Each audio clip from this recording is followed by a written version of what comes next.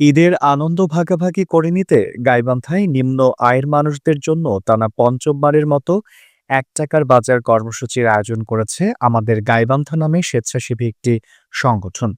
এতে ২৫০টি মধ্যবিত্ত, নিম্ন মধ্যবিত্ত পরিবারকে ৳১ প্রতীকী মূল্যে দেয়া হয় সোনালী মুরগি, আলু, বাঁধাকপি, বেগুন, চাল, সয়াবিন তেল, ডাল, সুজি, চিনি, নুডলস, সেমাই, গুঁড়া দুধ, লবণ, আলু, পেঁয়াজ, রসুন, মরিচ, লেবুসহ আরও কয়েক পদের সবজি।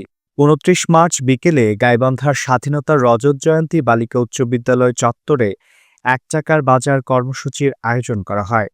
এতে প্রধান অতিথি হিসেবে উপস্থিত ছিলেন জেলা প্রশাসক চৌধুরী মোয়াজ্জেম আহমেদ, বিশেষ অতিথি হিসেবে উপস্থিত ছিলেন পুলিশ সুপার নিশাত অ্যাঞ্জেলা। এছাড়াও উপস্থিত ছিলেন আমাদের গাইবান্ধার সভাপতি সাইহাম রহমান ও সাধারণ সম্পাদক মুসাব্বির রহমান রিদিম। আরও উপস্থিত ছিলেন সংগঠনের উপদেষ্টাবৃন্দ এবং সদস্যবৃন্দ। সুবিধাভোগীরা বলেন, দ্রব্যমূল্যের ঊর্ধ্বগতির কারণে বাজারে কোনো পণ্যই কেনার সামর্থ্য হয় না নিম্ন আয়ের ও মধ্যবিত্ত শ্রেণীর মানুষের। তাই ৳১ অনেক কিছু পেয়ে খুশি তারা। পরিবার নিয়ে একদিন হলেও অনেকে ভালো খেতে পারবেন।